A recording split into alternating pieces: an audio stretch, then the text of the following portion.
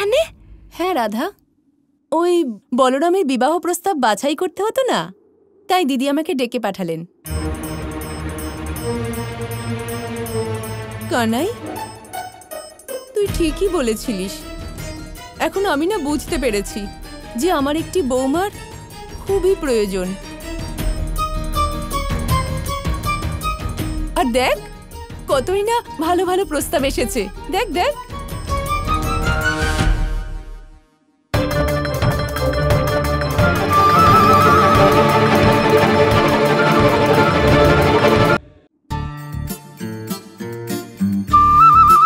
হ্যাঁ মা, শুনুন, আপনার তো বৌমা দরকার আর আমরা তা আনবো, কিন্তু বিবাহ যেহেতু দাদা করবেন, তাই ওনাকে একবার জিজ্ঞেস করি যে উনি কোনো মেয়েকে পছন্দ করেন কিনা, কারণ দাদাকেই তো জীবন কাটাতে হবে তার সাথে, তাই না? আপনি বুঝতে পারছেন? দাদাকে জিজ্ঞেস করি। আচ্ছা ঠিক আছে বলরাম। হ্যাঁ মা। তুই একবার দেখ তো। না, আমার কোনো মেয়েকেই পছন্দ নয়। হ্যাঁ, দাদার তো কোনো মেয়ে পছন্দই হয়নি, তাই না? তাই এই বিবাহ হওয়া সম্ভব নয়। আরে বলরাম আর কি জানে, বৌমা তো আমার চাই, তাই না? তাহলে আমরাই দেখে নিচ্ছি, তাই না কীর্তিদা?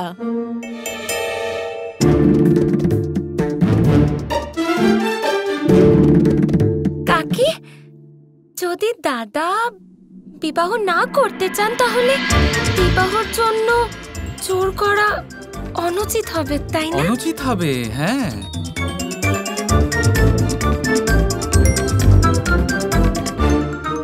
তাহলে রাধা তুমিই বলো, আমি তাহলে বৌমা কি করে পাবো?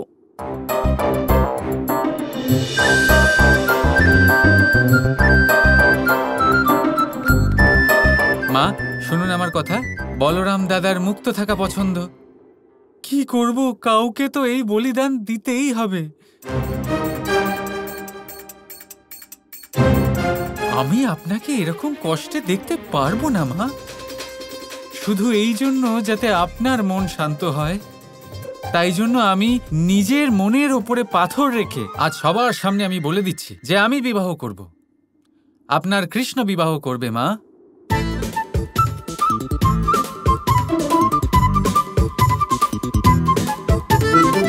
হায় ভগবান, আমার কানাই কত ভালোবাসে তার মাকে। তুই করবি? ঠিক আছে কীর্তিদা, এবার কানাইয়ের জন্য খোঁজা যাক। হ্যাঁ, আমাকে ওই পত্রিকাটা দেখাও। আরে না না না না না না, কি দরকার আছে? আপনি শুধু বলুন আপনার কেমন বৌমা চাই।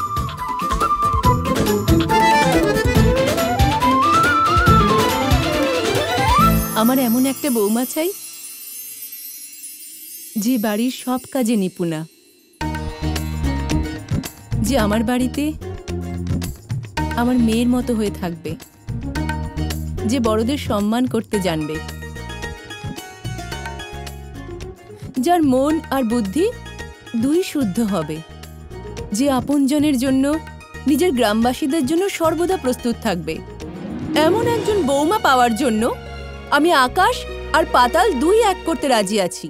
আরে আপনি কি আকাশ পাতালের কথা বলছেন?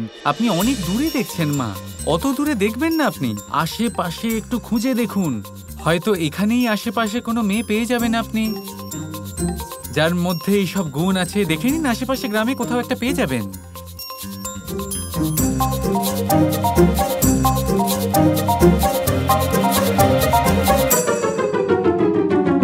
না কানাই, আশেপাশে তো এরকম কোনো কন্যা নেই।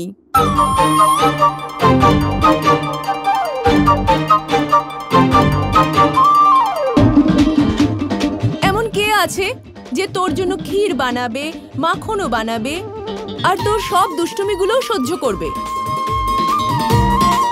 এমন তো কোনো কন্যাই নেই, তাই না কীর্তিদা?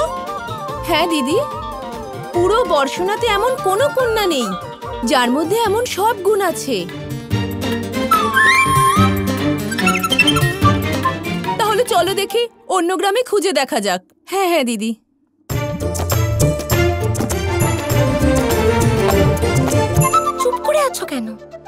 দিচ্ছ না কেন? যদি মা তোমার জন্য কোনো কন্যা খোঁজেন, আমি তাকে আর তোমাকে দুজনকেই ছাড়বো না।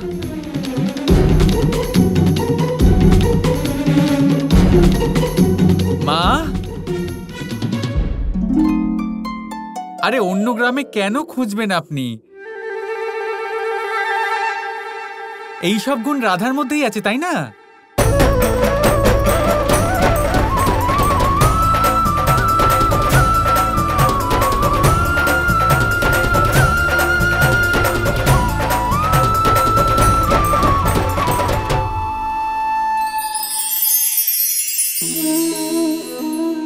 এই পিঁপড়েদের দেখছেন আপনি?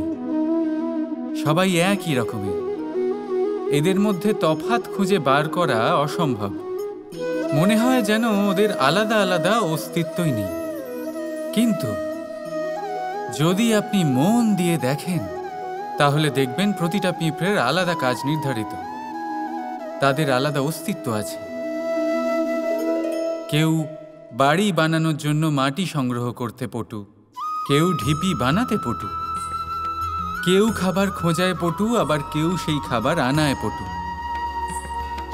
ঠিক সেরকমই হয় মানুষেরা। মনে হতেই পারে সবাই একই রকম, কিন্তু প্রতিটা মানুষের ব্যক্তিত্ব, প্রতিটা মানুষের অস্তিত্ব ভিন্ন হয়। আর সত্যি কথা বলতে কি, প্রতিটা মানুষের ভিন্নতাই আমাদের প্রগতির দিকে নিয়ে যায়। ভাবুন, যদি আপনাকে কারোর সাথে হাত মিলিয়ে চলতে হয়, তাহলে আপনাকে আপনার সোজা হাত তার উল্টো হাতে ধরে এগোতে হবে।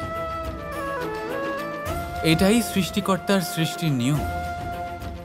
ভিন্নতা, এই ভিন্নতাকে আশীর্বাদ ভেবে চলুন। এতে কোনো খারাপ নেই। রাধা রাধা। মা, আরে অন্য গ্রামে কেন খুঁজবেন আপনি? এই সব গুণ রাধার মধ্যেই আছে, তাই না?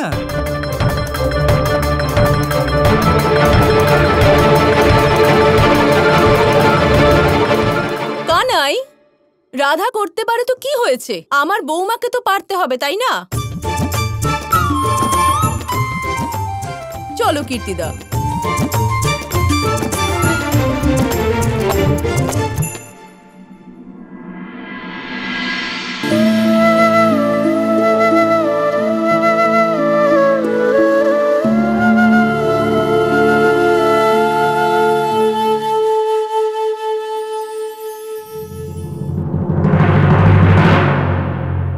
মা, আপনি কেন বুঝতে পারছেন না? রাধাকেই নিজের বৌমা বানিয়ে নিন না। আমি রাধাকেই ভালোবাসি আর ওকেই বিবাহ করতে চাই।